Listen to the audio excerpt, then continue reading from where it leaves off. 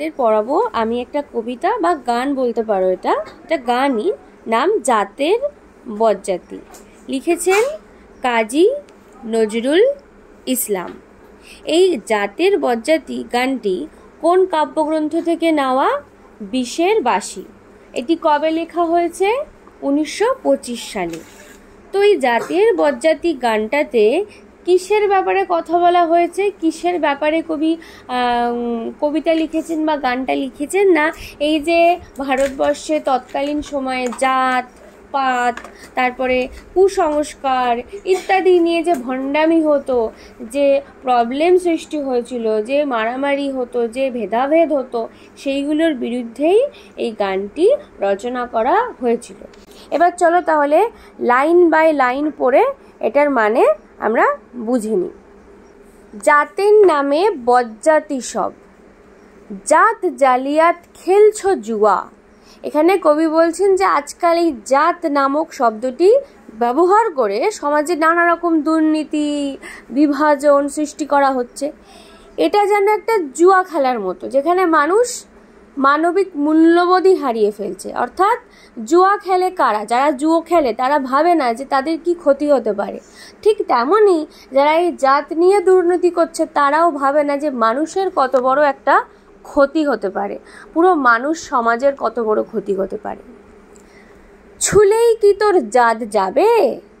জাত ছেলের হাতের নয় তো মোয়া। অর্থাৎ কেউ যদি নিচু জাতের মানুষকে ছোঁয় তাহলে জাত নষ্ট হয়ে যাবে। আর এই ধারণাটা ভুল না ঠিক? ভুল। তাই জন্যই কবি একটু কটাক্ষ করে বলছে যে ছেলের হাতের মোয়ার মতো কি নরম জাত যে ছুলেই একেবারে নষ্ট হয়ে যাবে। হুকোর জল ভাতের হাঁড়ি, ভাবলি এতেই জাতির জান। অর্থাৎ হিন্দু সমাজে একটা সময় ভাবা হতো যে কারোর হুকোর জল বা হাঁড়ির থেকে যদি কিছু খাওয়া হয় তাহলে জাত নষ্ট হয়। তো কবি এই ধারণাকে উপহাস করেছে, উনি ব্যঙ্গ করে বলছে যে সত্যিকারের জাত কখনো খাওয়া দাওয়ার নিয়মে নির্ধারিত হয় না। তাই তো বেকুব করলি তোরা জাতিকে 100 খান। অর্থাৎ বলছে তাই তো বেকুব করলি তোরা জাতিকে 100 খান। আমরা বোকা, আমরা জানি না, আমরা বুঝি না। তৎকালীন সময়ের মানুষরা বুঝতো না, তাই জন্য তারা কি করতো? অন্ধবিশ্বাসের পরবশে, কুসংস্কারের পরবশে তারা নিজেরই জাতিকে, ধর্মকে 100 ভাগে ভাগ করত। ঠিক আছে? এবং ভাগ করলে কি হয়? সমাজ শক্তিশালী হয় নাকি দুর্বল হয়ে পড়ে? ভাগ করছো মানে নিজেদের মধ্যে ভাগাভাগি করছো মানে তোমাদের মধ্যে ঐক্যবদ্ধতা নেই, একতা নেই। আর একতা না থাকলে সমাজে বল থাকে না। বাইরের যে কোনো শক্তি এসে আক্রমণ করলে ফট করে ভেঙে যেতে পারবে। এখন দেখিস ভারত জোড়া পচে আছিস বাসি মোরা। তো এই জাত ভেদ, কুসংস্কার, বিভাজনের কারণে সমগ্র ভারতবাসী আজকে কি হয়ে গেছে? পচে গেছে। যেন একটা বাসি মরা দেহ ভারতবর্ষ, এবং যেখানে প্রাণ নেই, শুধু কি আছে? ওই জাতের গন্ধ ছড়াচ্ছে, পচা গন্ধ। তো ভারতের অবস্থা একটা লাশের মতো হয়ে গেছে, যেখানে শুধু প্রাণ নেই, শুধু আছে কি? ওই লাশের মতো একটা ধর্ম আছে, আর তার গন্ধ ছড়াচ্ছে, তার বাজে জিনিস ছড়াচ্ছে চারিদিকে। মানুষ নাই আজ, আছে শুধু জাত শেয়ালের হুক্কা হুয়া। মানুষ আজকাল দেখা যায় না। অর্থাৎ মানুষ মানে কি? যার মধ্যে মানবিকতা বোধ থাকে, দয়া মায়া ভালোবাসা থাকে, আজকে ওসব দেখা যায় না। শুধু আছে কি? জাত শেয়ালের হুক্কা হুয়া। এখানে জাত শেয়াল আর হুক্কা হুয়া মানে কি? হুক্কা হুয়া কারা করে? শেয়ালরা। অর্থাৎ এটা ওদের গর্জন, অর্থাৎ অহেতুক চেঁচামেচি। তো এই যে জাত নিয়ে যারা অহংকার করে তারা হচ্ছে অহেতুক চেঁচামেচি করে শিয়ালের মতো। তারা আজকে আর মানুষ নেই, শেয়ালে পরিণত হয়েছে, যারা খালি বিনা কারণে হুক্কা হুয়া করে ডাকাডাকি করে। জানিস নাকি ধর্ম সে যে বর্ম সমসহনশীল। বর্ম মানে কি? বর্ম মানে ঢাল, যেটা দিয়ে আমরা আত্মরক্ষা করি, যা মানুষকে রক্ষা করে। তো সত্যিকারের ধর্ম হচ্ছে বর্মের মতো, ঢালের মতো, যেটা আমাদেরকে রক্ষা করে। সেই ধর্ম অর্থাৎ সত্যিকারের যেটা ধর্ম অর্থাৎ মানবিকতা বোধ। মানুষের ধর্ম কি? সব থেকে বড় ধর্ম মানুষের ধর্ম হচ্ছে মানব ধর্ম। মানব ধর্ম মানে মানুষের মধ্যে সহানুভূতি থাকবে, প্রেম থাকবে, ভালোবাসা থাকবে অন্যের প্রতি, যে সে অন্য ধর্মের মানুষ হলেও, অন্য বর্ণের, অন্য জাতির মানুষ হলেও আমি তাকে সম্মান করব, তাকে ভালোবাসবো। আর ধর্ম এমন হয়, রক্ষা করে, ধর্ম হত্যা করে না, রক্ষা করে। সহনশীল, বলছে সেই ধর্ম সহানুভূতিশীল হয়, সহনশীল হয় আর ভালোবাসা শেখায়।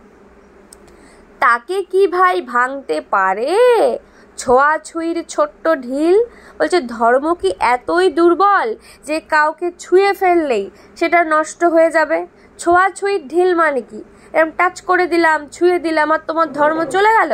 এতই কি পাতলা নরম ঢলঢলে নাকি ধর্ম?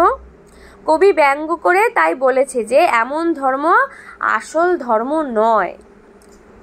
যে জাত ধর্ম ঠুনকো এত, আজ নয় কাল ভাঙবে সে তো। বলছে যে জাত বা ধর্ম এতটাই ঠুনকো, ঠুনকো মানে দুর্বল, সেটা আজ না হোক কাল ভেঙেই পড়বে এবং স্থায়ী কিছু নয়, কারণ এর ভিত্তি নড়বড়ে। ভিত্তি মানে এর ভিত, এই যে ধর্ম নিয়ে মানুষ যে মারামারি করছে এর যে ভিত গোড়া এটাই নড়বড়ে, তাই এই সব বেশি দিন টিকবে না।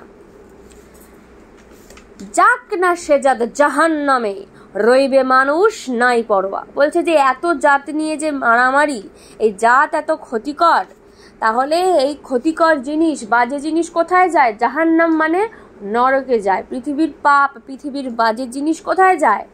জাহান্নামে যায়, নরকে যায়। তাই এই যে জাত, এটাও তো একটা বাজে জিনিস, কারণ মানুষের মধ্যে থেকে মানুষ মনুষ্যত্ব বোধ নিয়ে নিচ্ছে, সমাজে মারামারি দিচ্ছে। তো এই খারাপ জিনিসটাও জাহান্নামে যাবে। এবং যদি জাহান্নামে যায় এই ধর্ম বা জাত, তাহলে মানুষের কোনো সমস্যা হবে না, তখন শুধু মানুষ বেঁচে থাকবে এবং মানবতা বোধ টিকে থাকবে। আর আমাদের বেঁচে থাকার জন্য এইটুকুই দরকার। কোনটুকু জিনিস? মানবতা বোধ। তো এই কবিতায় মূল কি জিনিস দেখতে পেলাম? যে জাতের থেকে বড় কে? মানুষ। আর এই যে জাতের নামে কুসংস্কার, ছোঁয়াছুঁয়ি, এই যে ভাগাভাগি, এই সব কিছুই মানুষকে কি তৈরি করে? দুর্বল না শক্তিশালী? দুর্বল তৈরি করে। আর ধর্ম মানে কি? মারামারি করা, অন্যকে অসম্মান করা? নাকি ধর্ম মানে সহনশীলতা, ভালোবাসা, অন্যকে হিংসা না করে, অন্যের ধর্মকে ছোট না করে সবাইকে সাদর আমন্ত্রণে গ্রহণ করা। আর যেসব জাত ধর্ম মানুষকে ভাগ করে সেই জাতকে কি করা উচিত?